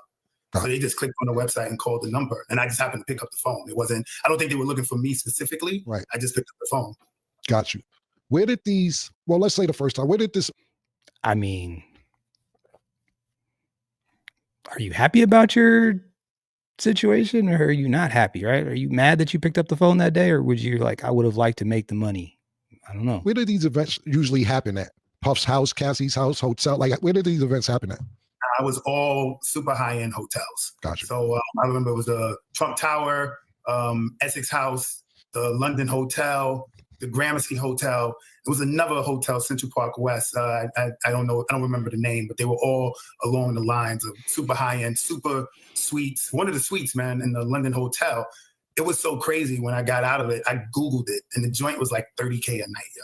Wow. I never seen nothing like this in my life, man. The hotel room looked like, you know, that scene in the Titanic when they walk in that ballroom and the stairway well comes down. Right. Like, the hotel room was crazy, man. How often did they call you or book you? Like I said in my I can't remember the exact amount of time. So I estimated between 8 and 12 times, but it would be like every few months. But it would be a Friday, Saturday, Sunday. Like, I would come Friday night, then they said come back Saturday night, then come back Sunday, and then I might not be called for 3-4 months, and then they'll just pop up. So at the time, I thought they lived out of town. So I mean, he's been messing around with these people for years. You know, she would call me from a Cali number. So I assumed they were out of state, and she basically said, yo, can I hit you when we're in town? Right. But it would be multiple nights in a row, but months in between. Right. And if some of these questions that I asked you may seem repeated because you've been asked these same. Redundant, but yes. Let's get to this part right here, though. Let's move on to this part. It was 1,200 to 2,000. No.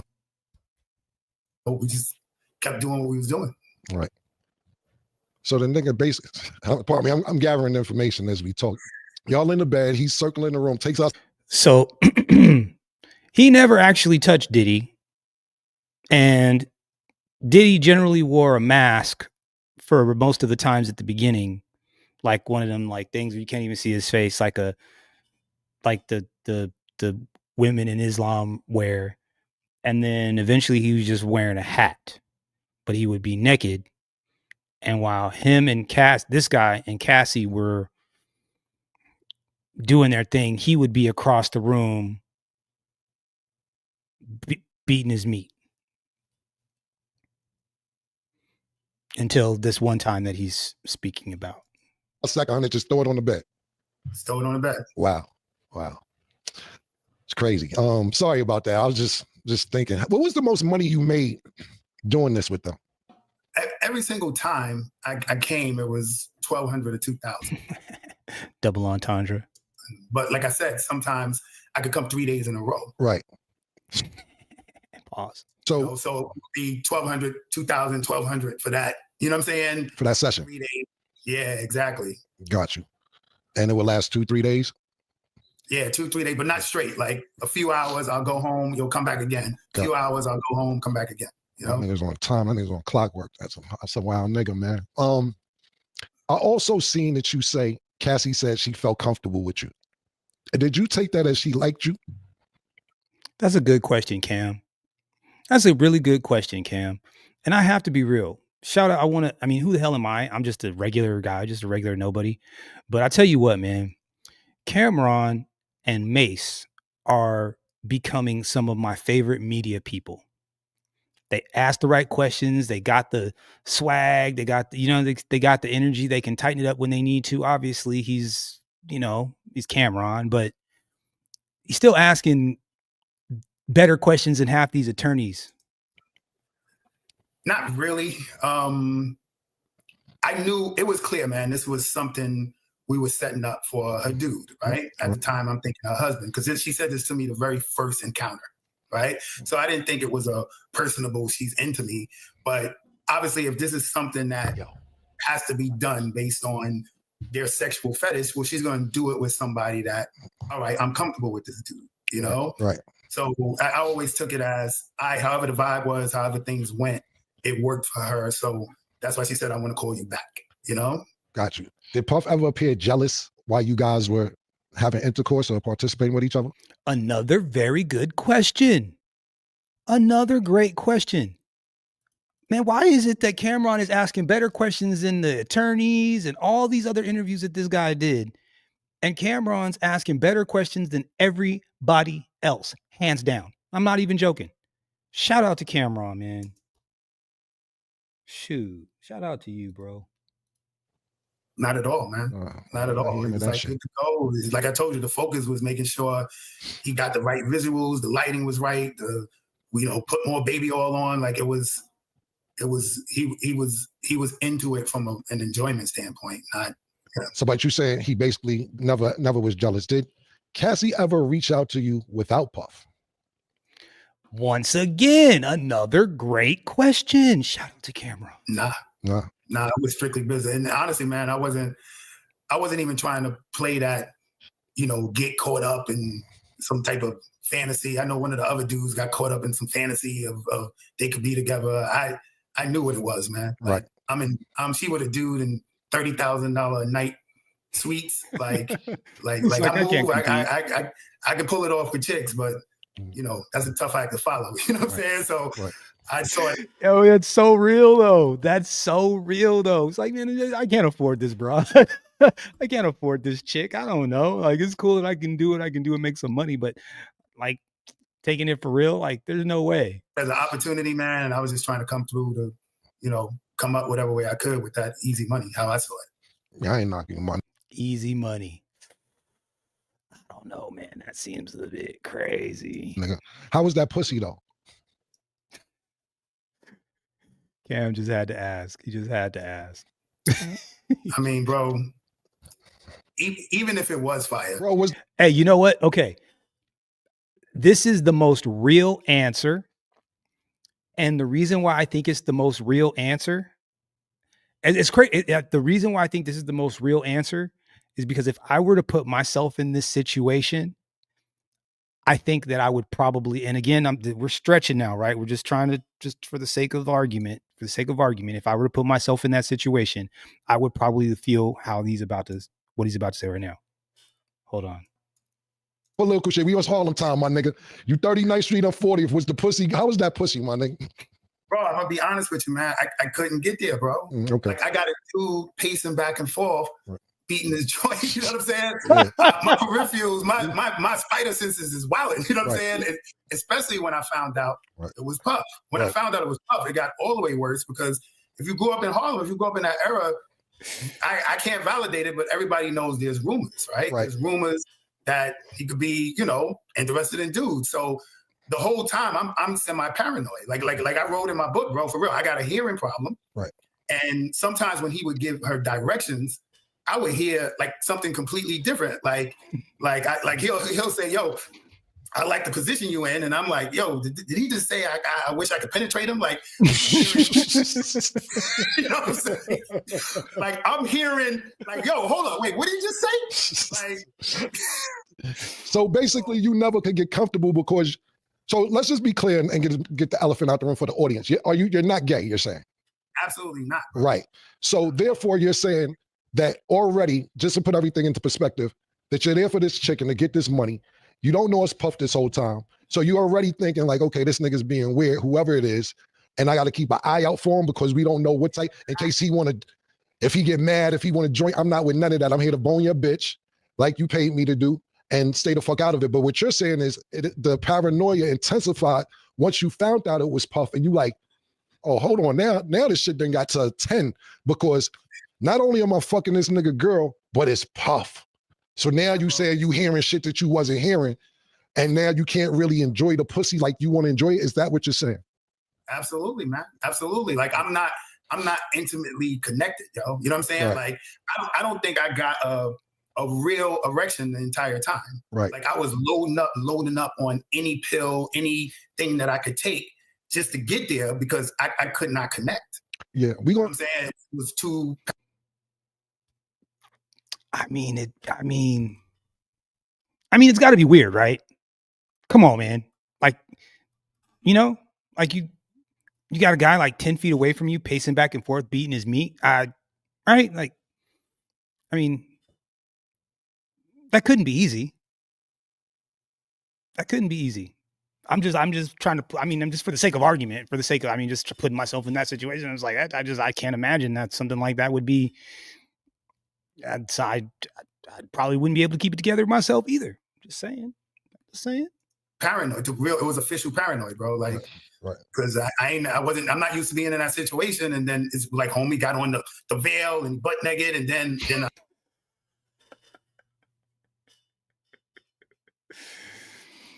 got on a veil, butt naked.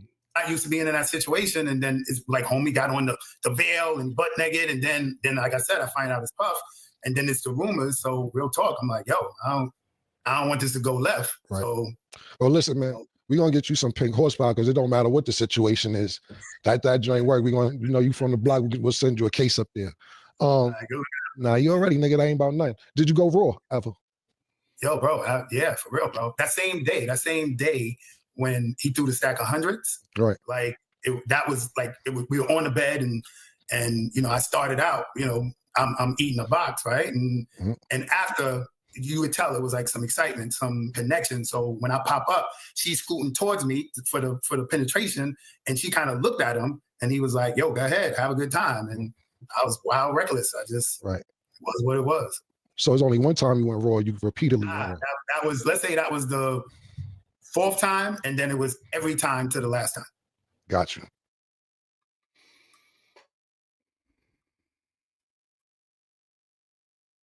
Gotta go raw sometime. You gotta go raw, and Cassie be like that, my nigga. Yo, man, like, how do you wife a chick after that? You know what I mean? Like, what happens when you've already wifed her and you find out all this stuff and it's just like on the internet? Like, that's crazy. Damn, trying to get while watching the back door. Gotta say, yeah, man. Yeah, that's crazy. Look, you got people be weird out here, people be weird out here, man. And if you don't set clear boundaries, no telling where the hell you're gonna end up and what you're gonna end up doing. Never ever know. Never know. Never know. One day we'll do story time and talk about a couple of times I got in a situation where I look around, I'm like, hey man, where's everybody else? Look around, I'm like, oh hell no, this is not what I thought it was, is it? Oh, I'm gonna slowly back out of here before I get my booty my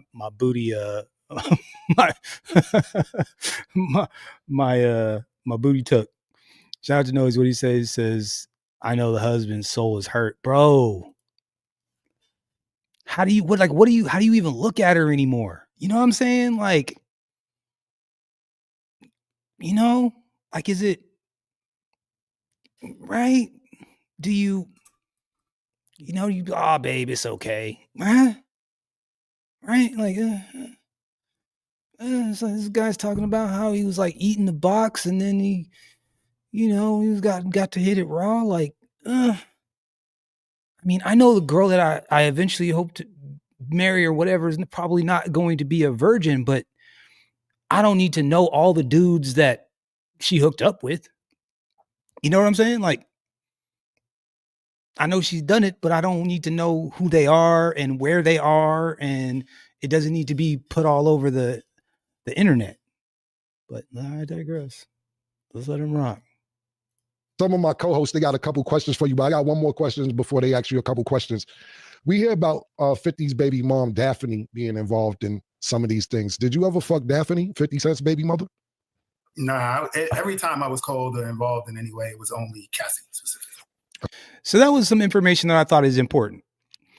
So this guy in particular, it was only him and Cassie, and then Diddy was in the corner. And they always kind of made it seem like it was always like these big old, it was like basic like orgies. And again, I'm not shooting Diddy any bail. All I'm simply saying is that it's not nearly as weird and crazy as people are trying to make it seem. I mean, it is weird and crazy, but and this guy could be lying. This guy could be lying. He could be lying. Him and Diddy could have been going bit back. He even says that him and Diddy actually never spoke. They never spoke. He only spoke to Cassie. He never spoke to Diddy. And at least this is what he testified to. And they didn't call him a liar up there on the stand. So I would imagine at least these basic facts are close to the truth. I digress. All right, cool, man. Hey, yo, my man Larry, Sheree, you got a question for him? We get ready to wrap this up. Sheree, you've been great, man, and thank you for participating. A couple more questions before we get you out of here. And also, we want to talk about your book before you go as well. I appreciate it. Yo, what's good, fam? So my question is, you said on the first night, that she asked you if you wanted to continue, and you said no. So I'm asking is, she wanted to continue. Was Puff there? So basically, I'm saying, did she want to do it without Puff? So when she came back in the room and asked me, her actual words was, do you want to finish? Right? So I found out later, finish meant me busting the nut. Right, that's what I'm saying. So she offered, but like I said, I just turned it down. And if I'm keeping it 100, part of the reason why I turned it down is because I was struggling to get my joint up and hold an erection anyway, because homie got on the veil. I don't know who it is. He's pacing back and forth. So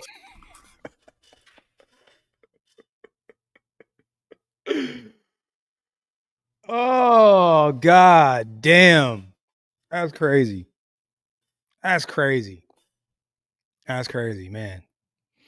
I mean, if you need to pay that rent, though, you know what I'm saying? I couldn't get in that zone anyway.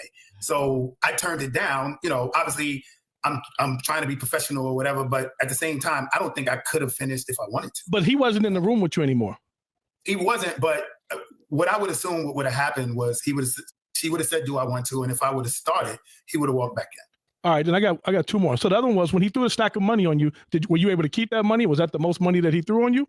Was that like, you said it was a stack of hundreds? Like how like you said earlier, 1,200 to 2,000. What? Having another man throw money on a bed while you're having sex with his chick is crazy work. Crazy work. Is it more than that, or was that the 1,200 to 2,000? Because when I think of a stack, I think of like 5,000, 10,000. Nah, it wasn't a stack. It was, I believe it was 2,000. And honestly, I thought that was a day I was going to really make a lot of bread because the 2,000 got thrown on the bed, was put to the side. As soon as we finished, it was handed to me. So I was hoping then she was going to come because she would come at the end of the night and pay me again. And that'd be an additional money. But that Damn, man. Diddy and Cassie straight had some. They were ordering up some hookers and shit. That's crazy. That's crazy. 2,000 ended up just being the money I got. So it wasn't like a super payday of a session. So I just pretty much got my money in advance, you know. I got you. My last question is, when all this kind of came about, you know, there's this history now of Puff being really violent. Were you scared to testify? Are you scared of retribution? Are you like was that an issue for you to go testify? Yeah, I mean, it's something you have to consider, right? But look, fair use. What I understand is the details of what went on. Obviously, they're going to be embarrassing. You know what I'm saying? In terms of what happened in those encounters, and you know, I got to testify to what happened. But the truth of the matter is, I don't feel like I was biased or let's say threw him under the bus, right? You know, none of my testimony is saying she was abused. Like, you know, there was aggression, there was it was not consented. You know what I'm saying? She was under the influence of the drugs, because that's just not true, right? Like, everything seemed in the right mind. Everybody seemed cool. All my communications and everything with her was on point. So honestly, I thought me testifying my actual facts actually probably benefited the defense. To this day, I'm still not exactly sure why the prosecution wanted me to testify. So I felt like as long as I go up there and say exactly what happened, again, there's going to be an embarrassing element to it. But I don't think I don't think my testimony seemed biased, as if I was trying to do anything other than telling the truth. You know what I'm saying? Yeah. Not like framing things, you know what I'm saying, to go out of my way to put them in a bad light or put anybody in a light other than what the facts were. I'd have to agree with that. I'd have to agree with that. And so, look, I didn't spend a whole bunch of time on that whole. I'm a little bit offended by the whole Diddy situation in the first place. And I really don't like the fact that so much of our time has been spent trying to make sense of that. I think it's kind of some trash. But real quick before we get out of here, there is one clip that I wanted to show because all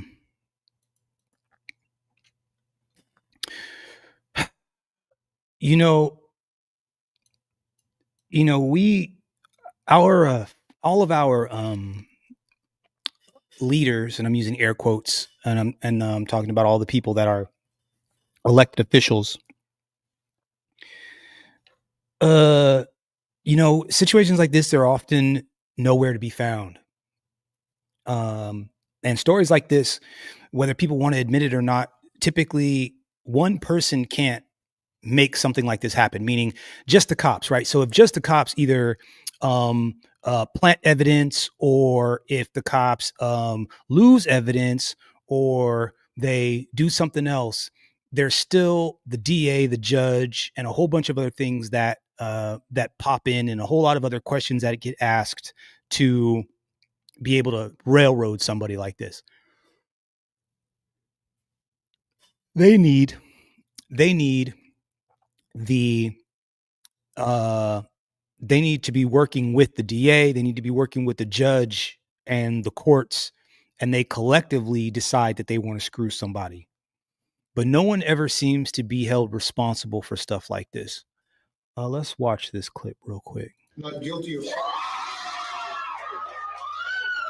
A 41-year-old man was wrongly imprisoned for 27 years and burst into tears after his release. I'm an innocent man, Your Honor, and I have always been an innocent man, Your Honor. John Bunn was framed by former detective Louis Scarcella and accused of murdering a prison guard in Brooklyn. He was sentenced to 27 years in prison after only one day of trial when he was 14 years old. 14 years old, y'all. 14 years old. Recalled, the police officer initially described the suspect as a light-skinned black man in his 20s, but Bunn had light-skinned black man in his 20s, and this was a dark-skinned 14-year-old. dark skin, and his age didn't match. Bun was then taken back to the police station and locked in a small locked room with his hands cuffed to a pillar. Bun was forced to choose a number. Louis said to him, "Today is your lucky day. You've been chosen and you won't go home anymore." Despite the lack of any substantive evidence, he was still convicted by the jury. During his imprisonment, Bun made several attempts to appeal, but all were rejected. Finally, his verdict was overturned at last. After 27 years of struggle, 41-year-old Bun finally cleared his name. I want to say thank you, Your Honor. 27 years. Alex, in 27 years, I've been fighting for my life. What kind of compensation do you think Bun should receive? Share your thoughts in the comment section. This is trash. This is trash. Stuff like this is trash. The idea that they can still get this stuff off is crazy. It's unbelievable. Anyways, check it out.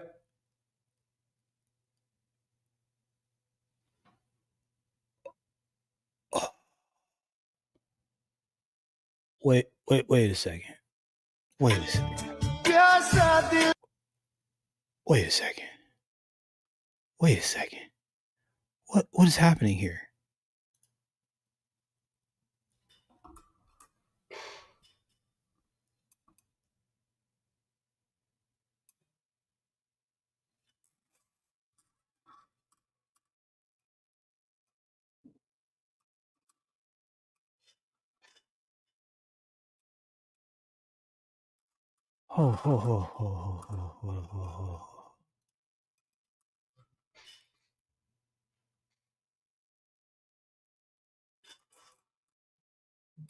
Is that what I...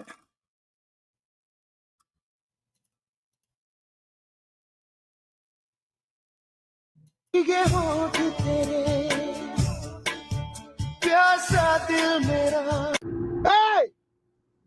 Hey! You leave that goddamn monkey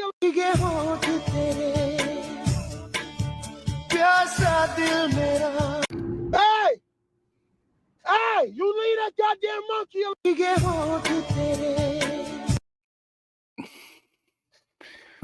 Is that Myron? Myron from Fresh and Fit. Is that Myron? That's Myron's uncle. Oh, man. See, they try to talk shit about Americans, man. I don't know. They talk smack about Americans, but I don't know. I think it's that's wild. That's crazy. Anyways, salute to everybody in the chat, man. Thank you guys so much for coming through, hanging out with me. Unfortunately, like I said, Broken Blaze internet was down, couldn't make it, so salute to him. But we will absolutely positively catch you guys on the next one. We're going to be up in here tomorrow at the same bat time, same bat channel. Most likely we're going to stick to that 5 o'clock spot because that allows me to work a little bit more in the evening. So once again, salute to all you guys. Thank you so much for coming and hanging out with me. It has been a blast, and we will catch you guys on the next one. We out. Peace. I'm a gamble with your life.